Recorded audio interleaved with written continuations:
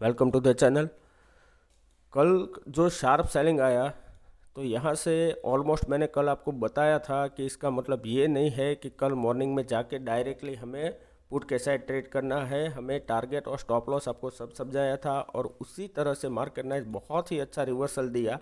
ये थोड़ा सा अभी जो आप बैंक निफ्टी और निफ्टी कंपेयर करोगे तो बैंक निफ्टी निफ्टी से कहीं अच्छी से बाउंस बैक किया है, रिकवरी हो गया है। अभी यहाँ देखो 15 मिनट चार्ट के अंदर और वन डे के अंदर मैं आपको पहले कि ये वीक के लिए पूरी रेंज समझा देता हूँ कि अभी यहाँ जो सेलर है उसको यहाँ बहुत ही अच्छा स्पॉट मिल गया है सेलिंग के लिए। ये जो मैं आपको बोल रहा था कि ये जो सपोर्ट है यहाँ तक आ सकता है, कल का वीडियो जाके आप देख सकते हो। मैंने आपको कल ये बताया था कि ये पूरा सपोर्ट एरिया है, ठीक है। तो दूसरा पॉइंट ये समझो कि ये सपोर्ट एरिया सिर्फ हमें नहीं दिखता, ये सेलर भी देखते हैं। तो इस सेलर ने यहाँ से सेल किया होगा और यहाँ से सेल किया होगा, तो जब तक मार्केट इसके रेंज में रहेगा ना, आपको कोई भी बड़ा ट्रेड नहीं मिल सकता, कहीं पर भी मार्केट नहीं जा सकता। जब भी ये ब्रेक करेगा उसके बाद ही आपको अच्छा ट्रेड मिलेगा। तो तब तक थोड़ा सा आप मनी मैनेजमेंट और stop loss risk to reward समझ के ट्रेड करें।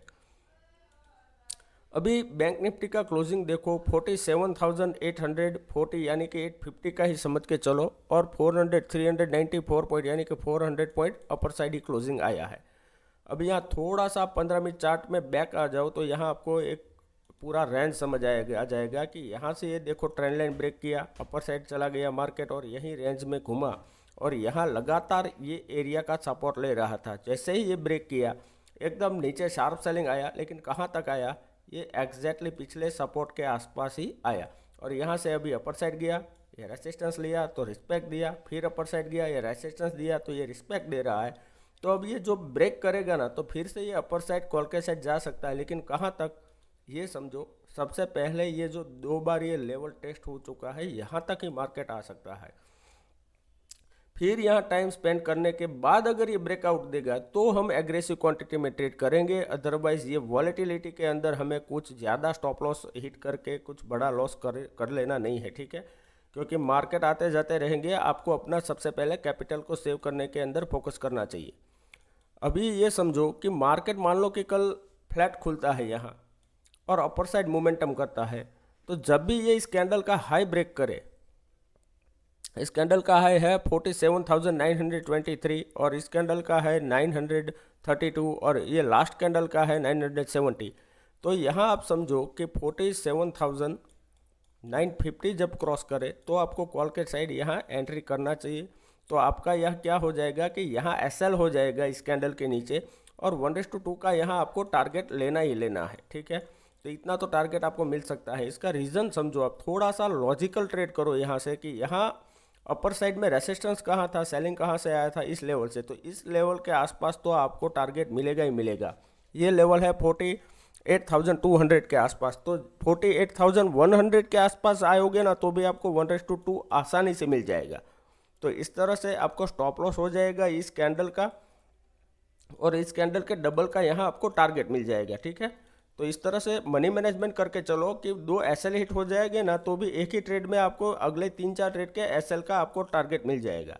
अभी दूसरा पॉइंट समझो, अगर मान लो कि मार्केट यहाँ फ्लैट ओपन होकर नीचे आएगा, नो ट्रेड, वेट करो थोड़ा सा, इसको यहाँ एक कैंडल क्लोज करने दो। फिर अगर ये अपर साइड जाने के बाद ब्रेक करता है तो एग्रेसिव जो ट्रेडर है वो यहाँ से ट्रेड कर सकते हैं। बाकी जो नॉर्मल ट्रेडर जो रिस्क नहीं ले सकते, सेफ ट्रेडर है, उसको यहाँ ट्रेड नहीं करना है।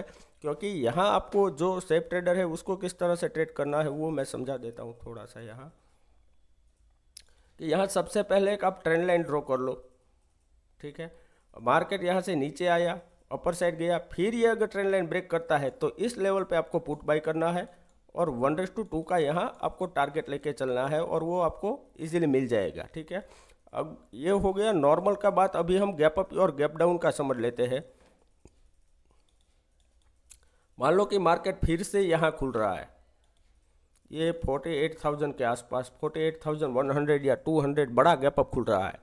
तो यहाँ आपको 1 मिनट वेट करना है क्योंकि एग्जैक्टली रेसिस्टेंस पे खुल रहा है। अगर ये सस्टेन नहीं कर पाया तो नीचे आएगा, यहाँ सपोर्ट हिट करेगा, तो इसी एरिया के अंदर मार्केट सबसे पहले फर्स्ट आवर में फंस जाएगा। तो यहाँ ट्रेड ना करे, सेफ ट्रेडर मार्केट से दूर रहे।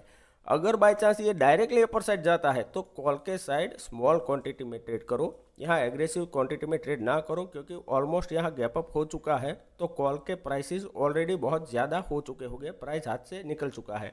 दूसरा पॉइंट कि यहाँ से कंजिक्यूटिव कॉल चल रहा है, फिर अगर यहाँ इतना गैप अप होके फिर से ये चलेगा तो यहाँ से यहाँ तक का आप सोचो, बहुत प्राइस यहाँ लंबा हो जाएगा, तो इसके अंदर स्ट्रेच हो जाएगा, तो यहाँ से प्रॉब्लम होगा, ये कभी भी ऐसा ही नीचे आ सकता है। ठीक है, आपको बेस्ट ट्रेड कब मिल सकता है कि मान लो कि मार्केट यहाँ ओपन हुआ और अपर साइड गया, फिर ये 48,000 के आसपास यहाँ टाइम स्पेंड किया, फिर अगर ये 48,100 से लेके 48,000 ये 100 पॉइंट की रेंज के अंदर यहाँ कहीं घूम रहा है और फिर ये ब्रेकआउट देता है, तो यहाँ आप कॉल के साइड एग्रेसिव क्वांटिटी में ट्रेड कर सकते हो और यहाँ आपको रिस्क टू रिवॉर्ड भी बहुत अच्छा मिलेगा।